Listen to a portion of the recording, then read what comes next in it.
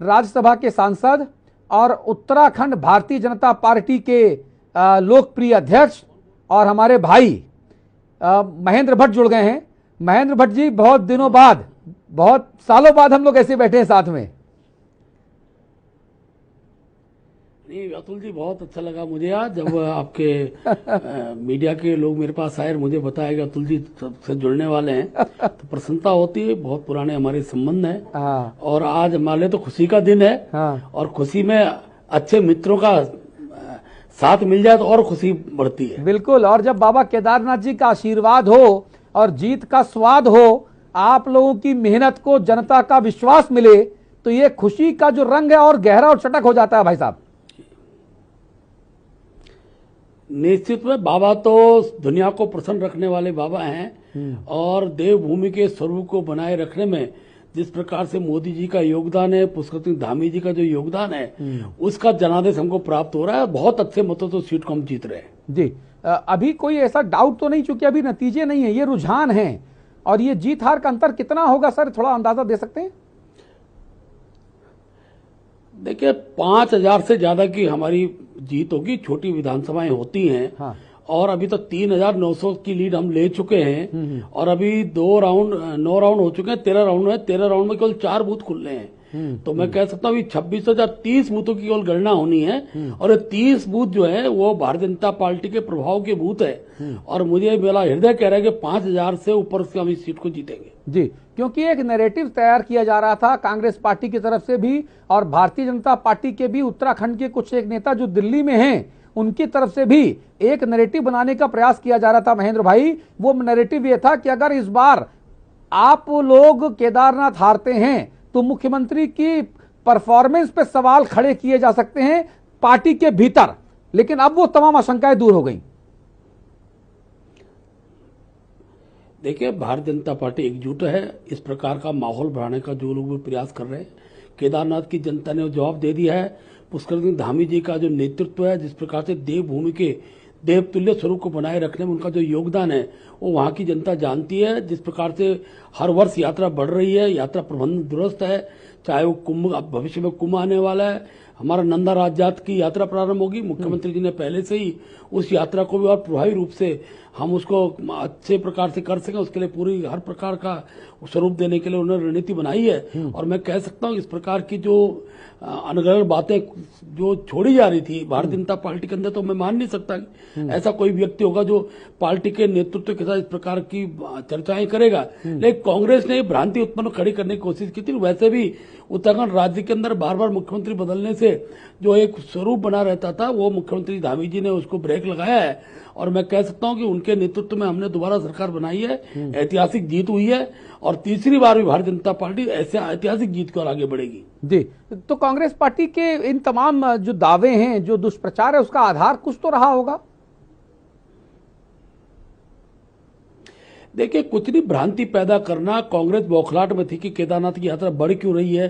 इसलिए केदारनाथ प्रतिष्ठा यात्रा के नाम पर जो बाबा केदार सबको प्रतिष्ठा देते हो और जिस प्रकार से एक मिथ्या दुष्प्रचार वहां किया है, यात्रियों को दिग्भ्रमित किया है, उसका जवाब वहां की जनता ने दिया है। भारतीय जनता पार्टी पहले से इस बात को कहती थी कि हमने इस बार ज्योतिष गणना के आधार पर भी यात्रा के 56 दिन कम थे, तो भी पिछली बार से ज्यादा यात्री आए। यात्री व्यवस्थित रूप से गए, सुरक्षित गए। हर अगले वर्ष की यात्रा हमारी दुगनी होगी। उस सारे विषय को लेकर मुख्यमंत्री जी ने यात्रा समाप्त कर कल ही यात्रा से जुड़ी बैठक की है और मैं कह सकता हूं कि भविष्य के अंदर हम इस यात्रा को प्रभावी रूप से करेंगे। जनादेश ने भी मोहर लगाई है और मैं जनता का भी आभार व्यक्त करता हूँ, केदारनाथ जनता का, कि इस प्रकार की भ्रांति फैलाना, अनर्गल बयानबाजी करना, केदारनाथ धाम बॉम्बे जा रहा है, केदारनाथ धाम कहीं और जा रहा है, इस प्रकार की रचना करके केवल धाम की यात्रा को प्रभावित करने का प्रयास कांग्रेस द्वारा किया गया था और वहां की जनता ने मुंह तोड़ जवाब कांग्रेस के लोगों को दिया है। और कांग्रेस का दबाव इतना ज्यादा था कि मंच पर मुख्यमंत्री जी की मौजूदगी में आशा नौटियाल जी को जो है वो रोना तक पड़ गया इस मुद्दे को लेकर।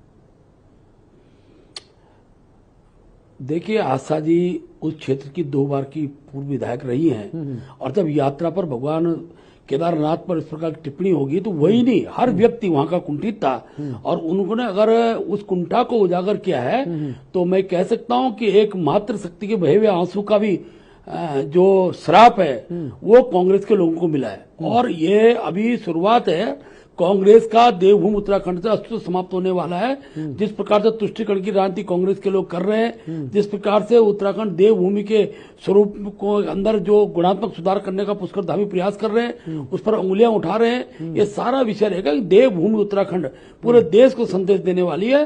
कांग्रेस धीरे धीरे पूरे देश से समाप्त की ओर बढ़ रही है। लेकिन दो सवाल ऐसे हैं महेंद्र जी जिस पर उत्तराखंड के लोग जो हैं वो लगातार टकटकी लगाए बैठे हैं। मैं एक महीने में 2 या 3 बार उत्तराखंड जरूर जाता हूं अलग अलग कारणों से, और मैं लोगों से कहता हूं कि मैं पैदा तो बुंदेलखंडी हुआ लेकिन मरना चाहता हूं उत्तराखंडी होके। और उत्तराखंड में कहीं दूर दराज क्षेत्र में छोटे सी बाबा केदार और बद्री के चरणों में जो है छोटी सी एक कुटिया बना के वहां रहना चाहता हूं और वहां के बच्चों को पढ़ाना चाहता हूं। ये मेरे मन का एक प्रण है, एक संकल्प है और ये मेरी सोच है। तो उसको लेकर मैं उत्तराखंड जाता रहता हूं, लोगों से मिलता जुलता रहता हूं। लोग कहते हैं वहां पर कि यूसीसी और सशक्त भू कानून को लेकर सरकार जितनी हीला हवाली कर रही है, सरकार जो यू टर्न ले रही है, ये उत्तराखंड के लोगों के लिए अच्छा नहीं है। इस पर आप क्या कहना चाहेंगे सर? देखिए, आप तो हमारे भाई हैं सर, और वैसे भी देवभूमि उत्तराखंड के अंदर व्यक्ति कहीं भी रहे उसके हृदय में उत्तराखंड वास करता है। और मोदी जी का ही साफ उदाहरण लीजिए, मोदी जी का जन्म भले गुजरात में हो लेकिन मैं दावे से कह सकूंगा हृदय भी उत्तराखंड वास करता है। इसलिए उत्तराखंड के विकास में उनका बहुत बड़ा योगदान है। आपके हृदय में भी उत्तराखंड है और निश्चित रूप से मैं कह सकता हूं कि देवभूमि का जो प्रभाव है, देवभूमि का जो गुण है, उससे लोग प्रभावित होकर यहाँ जन्म लेने के लिए तरसते हैं। और मैं अच्छा लगा मुझे जब आपने कहा कि मैं अभी उत्तराखंड के अंदर मेरा भी एक मन लगता है। और मैं इसको इसलिए कह रहा हूँ कि उत्तराखंड के अंदर कांग्रेस के लोगों ने जो भी मुद्दे उठाए हैं वो भाजपा के अपने मुद्दे हैं, चाहे भू कानून का विषय हो, चाहे समान नागरिकता का विषय हो। समान नागरिकता का कानून तो हमने बना दिया है, बहुत जल्द उसकी नियमावली के आधार पर इम्प्लीमेंट की कार्रवाई गतिमान है। लेकिन जबरन धर्मांतरण का विषय रहा हो, चाहे वो 5000 एकड़ भूमि जो है जो कि कब्जे में थी उस भूमि को छुड़ाने का विषय रहा हो, तो ऐसे अनेकों विषय हैं जिन विषयों के आधार पर देवभूमि के देवतुल्य स्वरूप को बनाए हम लोग काम कर रहे हैं। भूमि जो भू कानून का विषय भारतीय जनता पार्टी के घोषणा पत्र का विषय है। और मैं विश्वासपूर्वक कह सकता चाहे भू कानून हो चाहे यूसीसी हो, उत्तराखंड के संपूर्ण विकास में पुष्कर धामी जी की सरकार, भारतीय जनता पार्टी की सरकार, केंद्र की सरकार, हम कटिबद्ध हैं। और हम वहां की जनता को विश्वास दिलाते हैं कि जिस प्रकार से उत्तराखंड की आर्थिकी आगे बढ़ रही है, हर क्षेत्र में आगे बढ़ रहे हैं, उसको हम और गति प्रदान करेंगे। जी महेंद्र भट्ट जी, मैं बधाई देना चाहता हूं, शुभकामनाएं देना चाहता हूं इस शानदार जीत के लिए। और आपकी मेहनत जो है वो जमीन पे जनता ने स्वीकार की है और नतीजा जो है ईवीएम से आपके पक्ष में वोट लगातार निकल रहे हैं। आपने बहुत मेहनत की, आपकी सरकार ने लगातार वहां पे बहुत काम किए, बहुत सारी घोषणाएं की। इसके लिए मैं आपको साधुवाद और धन्यवाद देना चाहता हूं। बहुत बहुत शुक्रिया। बहुत बहुत धन्यवाद, बहुत धन्यवाद, बहुत धन्यवाद। चर्चा में आगे बढ़ते हैं, देखते हैं हमारे साथ और कौन खास मेहमान है। दिल्ली बीजेपी मुख्यालय से हमारे साथ